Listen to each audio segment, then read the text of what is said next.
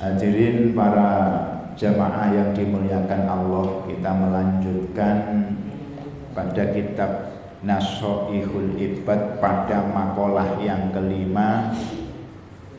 Wal maqalatul khamisah an Utsman radhiyallahu anhu.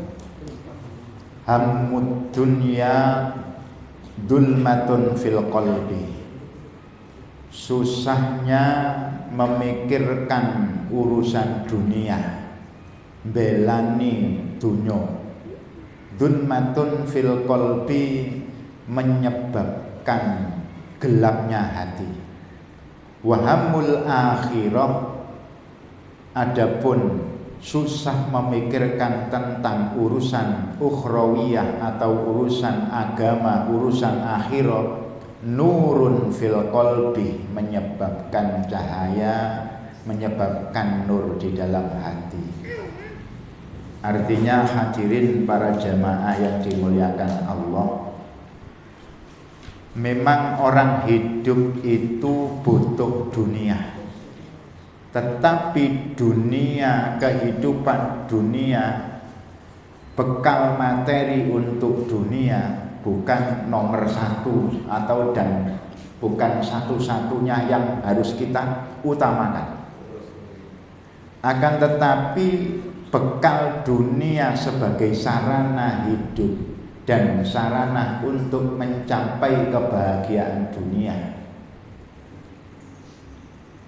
Pemahaman baliknya begini, tidak sedikit orang yang bergelimangan dunia tapi hatinya semakin sumpah, hatinya semakin ruwet. Dan ada orang yang tidak bergelimangan dunia, dunia secukupnya, dunia cukup untuk keperluannya, akan tetapi dia hidup bahagia, hidup santai, hidup damai.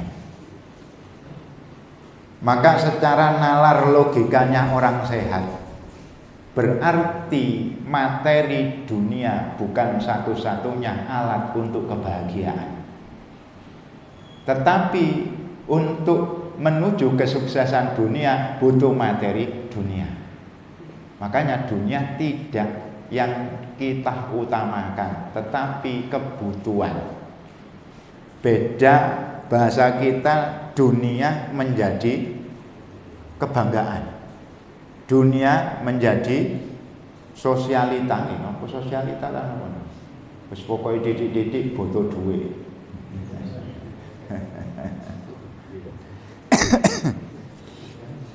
Maka gambaran tidak sedikit orang yang kaya raya tapi hidupnya tidak bahagia. Bahkan banyak orang yang kita lihat secara pandangan kita sudah berlebih hartanya, berlebih dan bergelimang dunia, tapi mereka tidak bisa menikmati dunianya. Contoh, duwe motor 5, sing ditumpaki paling siji. Duwe omah 3, sing dituroni siji.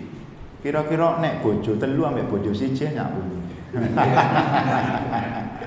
Jarene bapakne, wong siji rasane wis kaya 3. Siji ku rasane kaya ngramu 3. Lah nek umpama iso ngramu 3 kaya dadi rasane siji, insyaallah enak.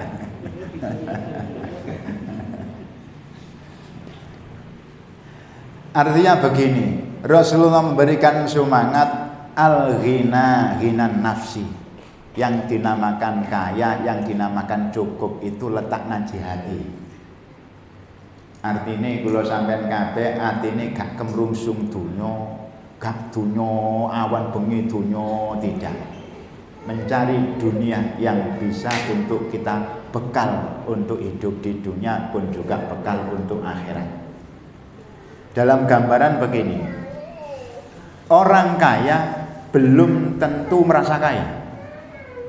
Karena mereka merasa belum terpenuhi ambisinya.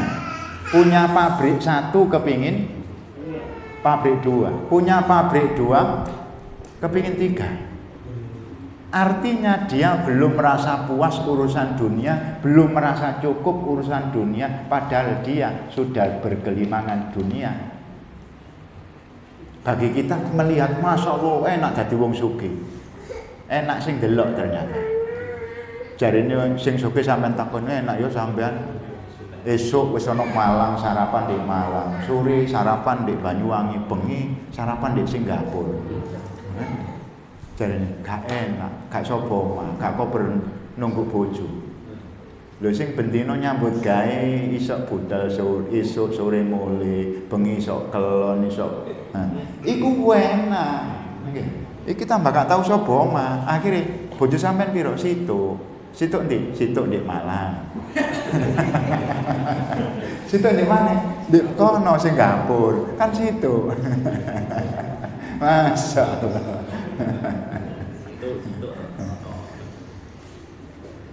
Jadi hamud dunya dulmatun fil qalbi.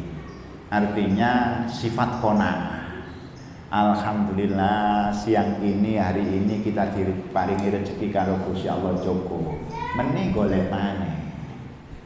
Kalau yang bagi punya gajian setiap bulan kita atur bagaimana yang penting cukup. Tapi yang banyak kita itu gajian uang Jerman. Tiap bulan kalau dihitung gak uman. Gawe cicilan, digawe bayar SPP, digawe kreditan, gawe belanja kurang dibanding Jerman, gak uman. Makanya cukup di hati, hina nafsi. Artinya orang itu cukup, sekarang cukup, mangan cukup, besok dicari lagi. Apa yang diberikan teladan dan diberikan contoh oleh Rasulullah agar kita itu selalu tawakal, selalu senden kepada Allah, selalu berharap mendapatkan rezeki dari Allah. Rasulullah itu tidak pernah menyimpan harta itu melebihi 1 hari 1 malam. Sehingga Rasulullah kalau mau tidur mikir, apa ya sing di omahku sing durung tak dum. Sehingga malam-malam gopo iki durung tak dum. Besok minta kepada Allah, bersandarkan kepada Allah. Karena secara pemahaman dalam kitab Al-Hikmah bahwa tawakal itu adalah bersandar. Ketika kita tawakal terhadap harta, terhadap dunia, fahuwa tawakkalul jahil. Itu tawakalnya orang yang bodoh. Wis aku nyantai, apa gajianku cukup sabulan.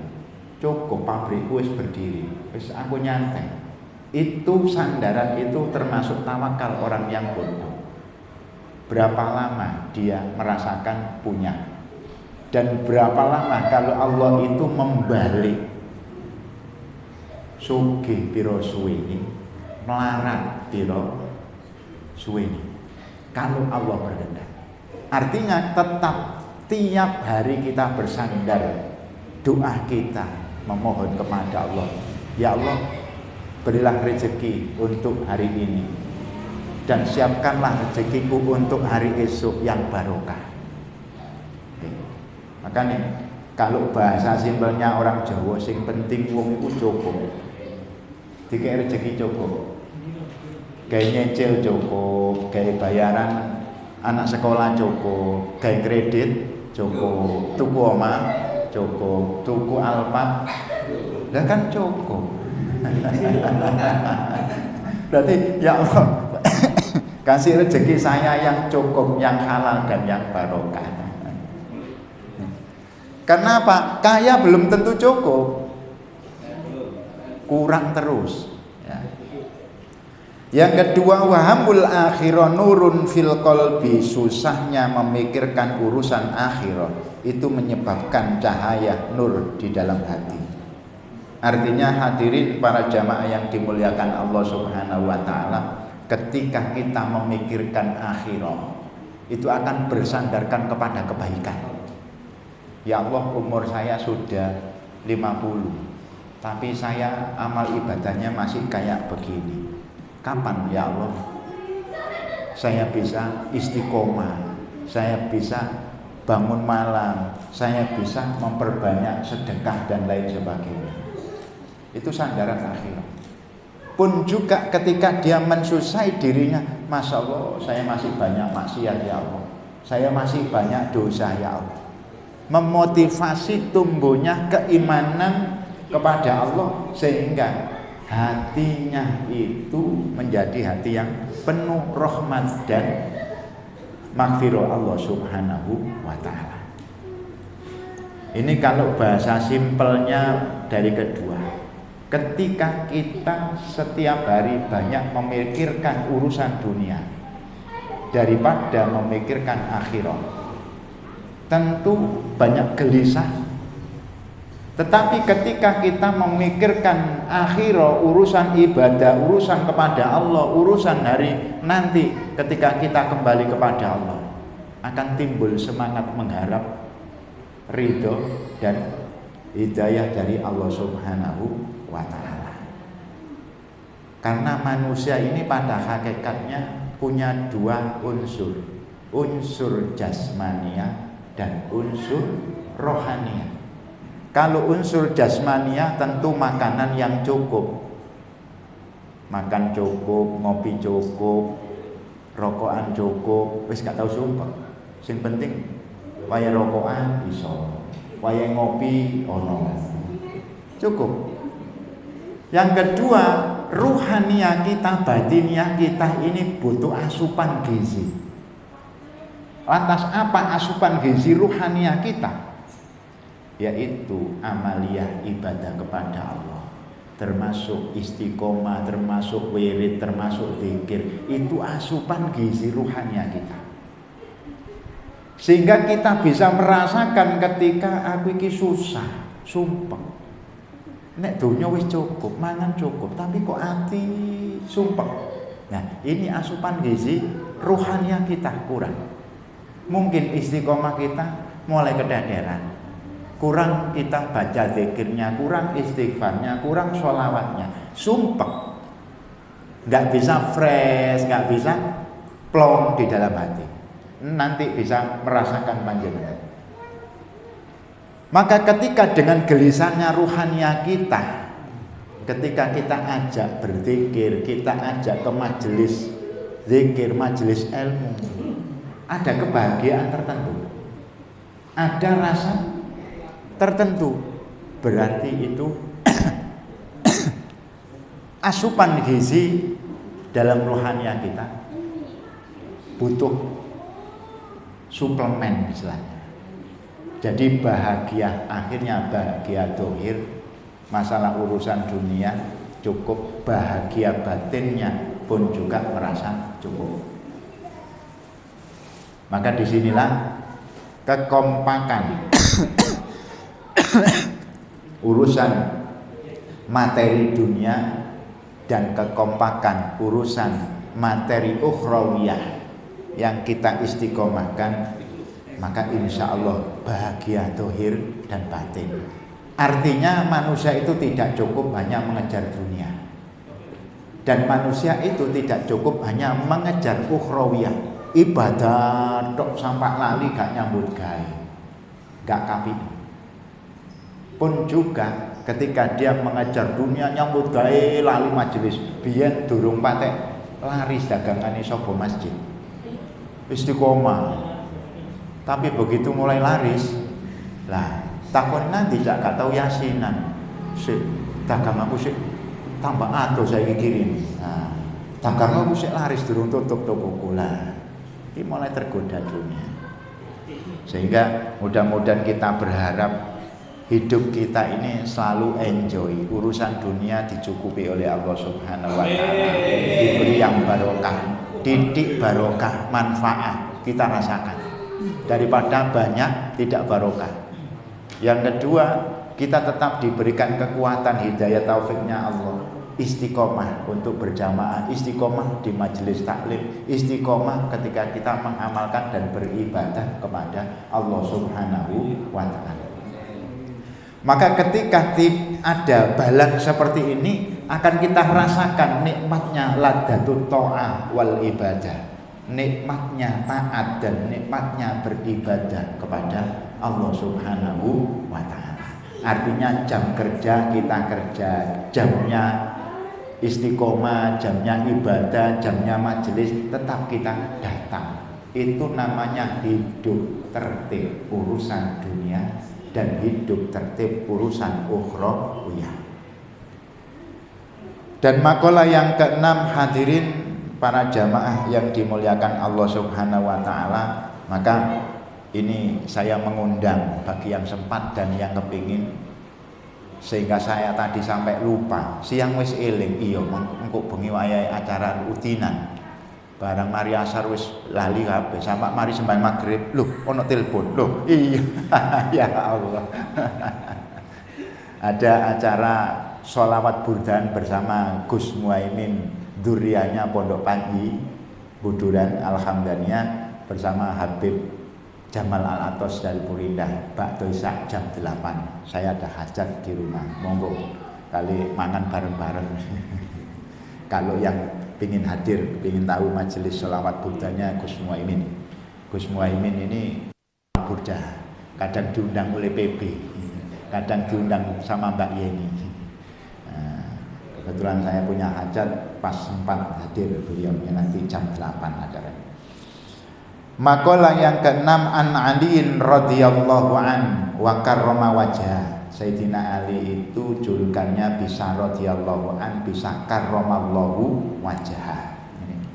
Man kana fi talabil ilmi, barang siapa yang mencari ilmu, kanatil jannatu fi talabi, maka orang itu bagaikan mencari surga.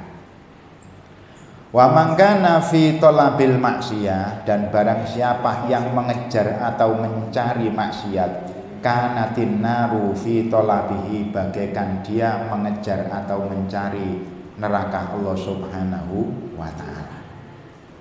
Artinya bagi kita yang sudah berstatus mukmin dan muslim, apalagi kita sudah tahu ini halal, ini haram, ini dosa, ini berpahala, ini maksiat, ini rahmat.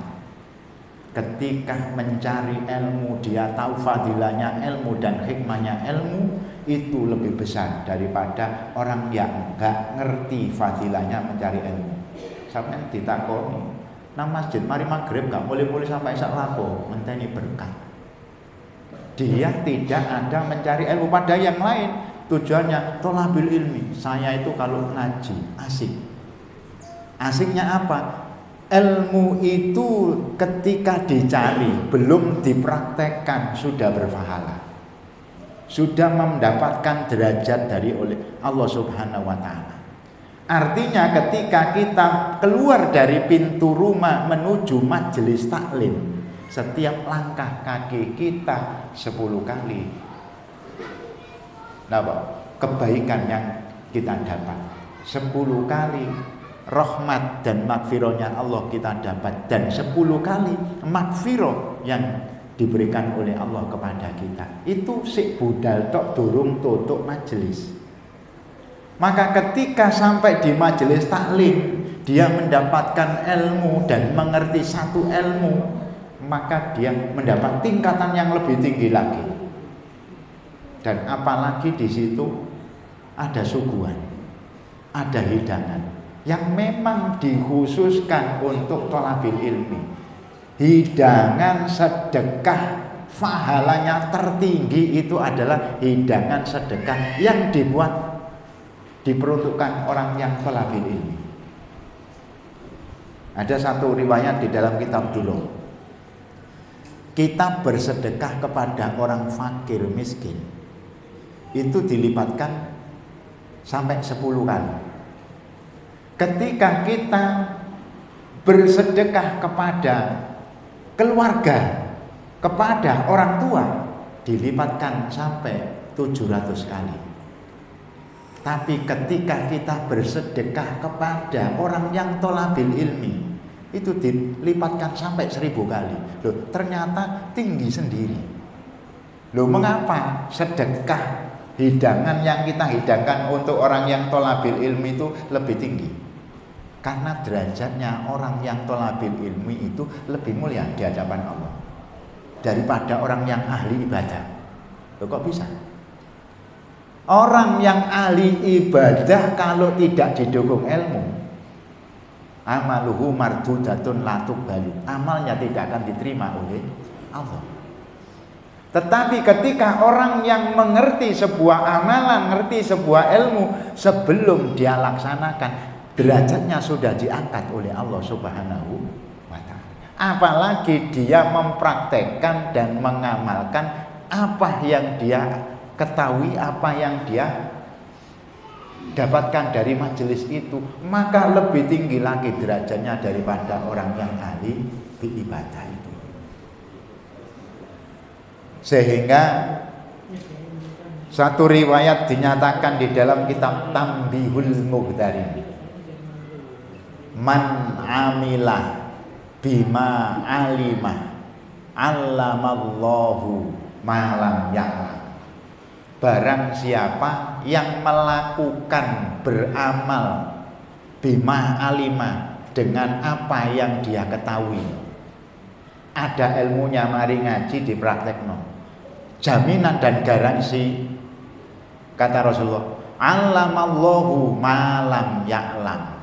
Orang yang mempraktekkan ilmunya, mengamalkan ilmunya, hasilnya tidak hanya pahala, tapi dia akan diberi ilmu oleh Allah tanpa belajar. Allamallahu malam ya'lam. Dia akan diberi pengetahuan oleh Allah, diberi ilmu oleh Allah malam ya'lam, yang dia belum tahu. Berarti kan tanpa belajar. Nah, gampangane wong praktek itu akan menemukan masalah yang akhirnya jadi pengetahuan. Coro bengkel asale melok dudek-udek, iya, oh berarti nek kuali iku akhire dol ternyata. Lho gak ro ilmu dol nek gak dipraktekno dhisik. Ternyata ngisi uli gak cocok iku ya kemlathak. Uline ku apik. Kan kenthelen uline. Gak sok mlayu ternyata. Lho, rune nek wis praktek. Akhirnya diguyu-guyu, apa motormu tak ganti? Mari tak isi uli kok tambah gak sok melayu, paling uline kekendel. Lho kok sampean ro cak? Iya, wis aku wis tahu. Ini kan tanpa belajar akhirnya tahu. Tidak hanya di situ, akhirnya berkembang imajinasinya, berkembang pemikirannya. Itu adalah hidayah dari Allah Subhanahu wa ta'ala. Maka termasuk praktek memasak, praktek nopo mawon di belakang, di dapur. Karena inspirasi itu karena dia dengan praktek, dengan ilmu yang dia praktekkan. Hadirin yang dirahmati Allah Subhanahu wa ta'ala. Dan sebaliknya kata Sayyidina Ali, ketika seseorang melakukan maksiat, melakukan dosa, bahwa itu tahu dosa, bahwa itu ngerti menyebabkan murka Allah Subhanahu wa ta'ala.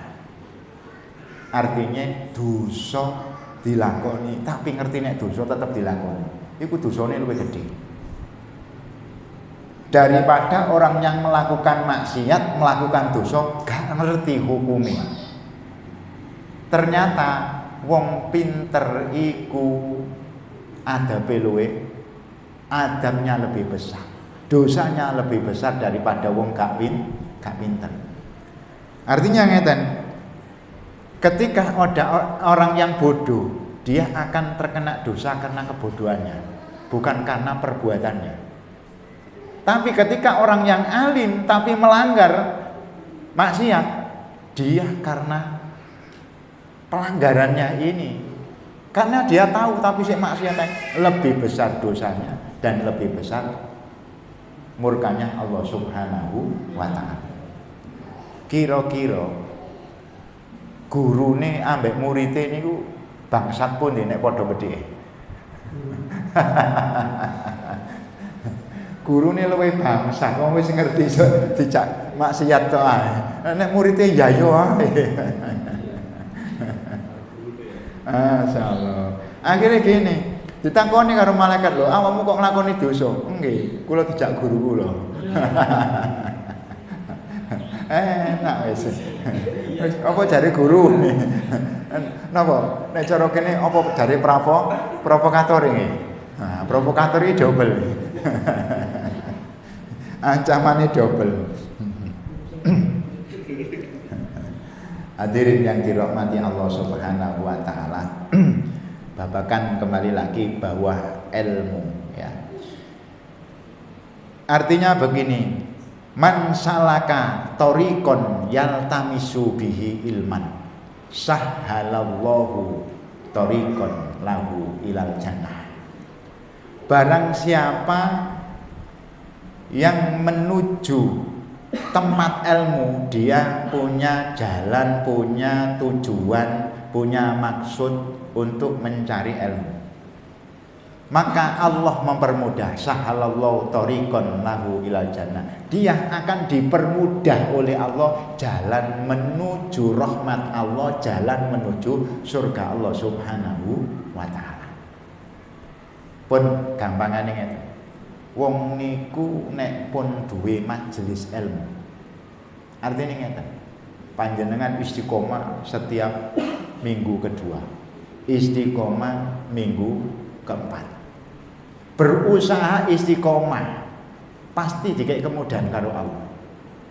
Aku mang lho prasaku nduk Sidarjo mager lho tutuk kene lho, wong-wong sik kae jamaah lho kok cepet lho karo Gusti Allah sing beber, malaikat iki beber sayapnya untuk orang yang tolabil ilmu, digampangno, dilancarno, dicepetno.